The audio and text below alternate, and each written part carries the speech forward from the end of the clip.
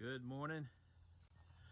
Thought I'd shoot just a little update on my solar building here from yesterday's work. Only got to work on it about half a day yesterday. I had to take care of some goats getting out, fix some fences. But this is what I got accomplished. I had some pretty good help for part of the day. We were able to get the stud wall up, get the batting boards run around. Sorry if I'm going a little too fast. Got the transformer moved into this part of the building.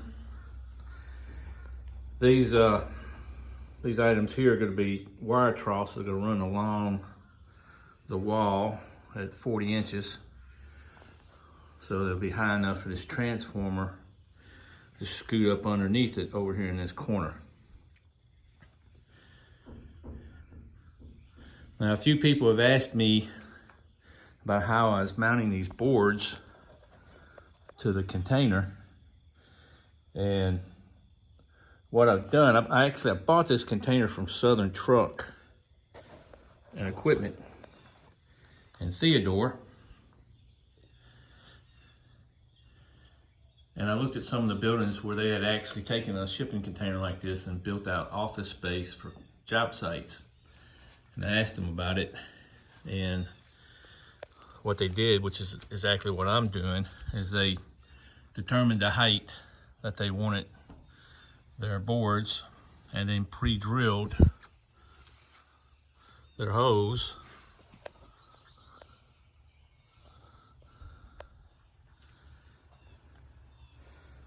and then laid their boards up and run these roofing screws in here. These have a gasket on them, so I'm hoping that'll help keep the moisture out.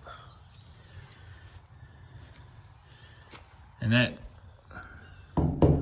puts the board up against the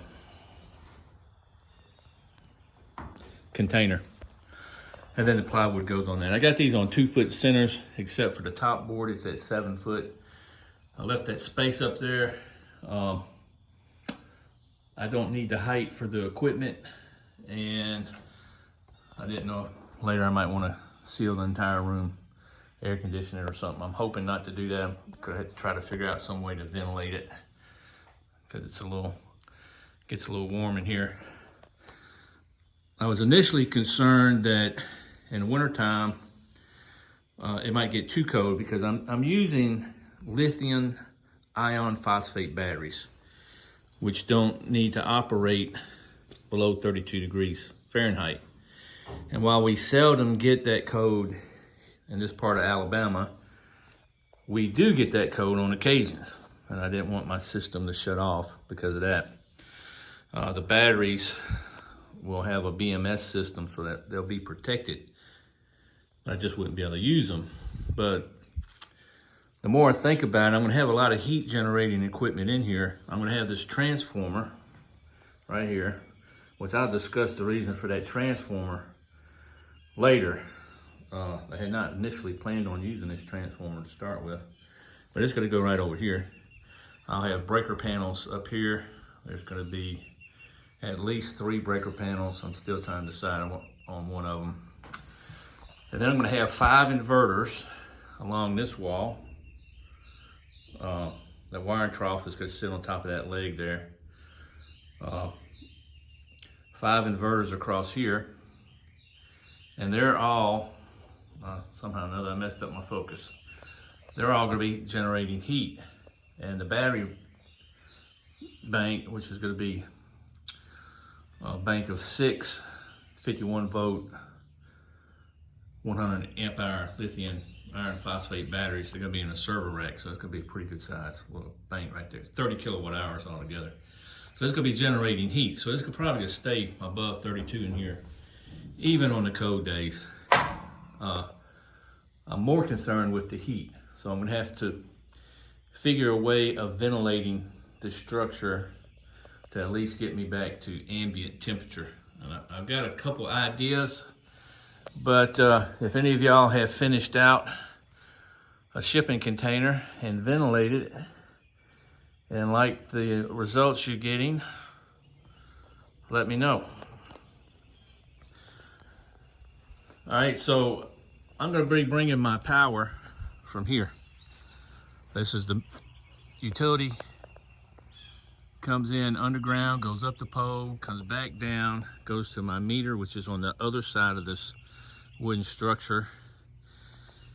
It then goes to this automatic transfer switch, which is also supplied by my generator. I got a mess out here. I've got to get it all cleaned up. If any volunteers want to come, that'll be good. So what I'm going to do, I'm going to take the power from my meter and bring it over here. I'm going to have a breaker panel here, be my first panel from my meter. It will then feed inside to a breaker panel that will feed the inverters.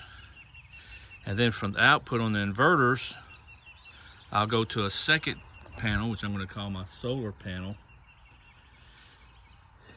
And then from there, the output of that panel is going to go to the transformer, so I can generate my neutral.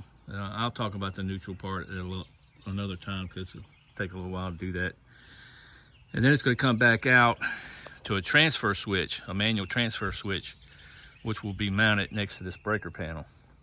So my transfer switch, I'll be able to either turn all the power off or select getting power from my utility. So it'll come from the meter to the transfer switch and then back to my generator switch, which that's another topic too. Or I'll be able to select it to run off the solar and then back to the transfer switch. So all the bypass switch is going to do is going to allow me to select utility or solar as my primary power source. So that's kind of where I'm standing. This shipping container, it was kind of boxed in. I couldn't look around the whole thing before I bought it.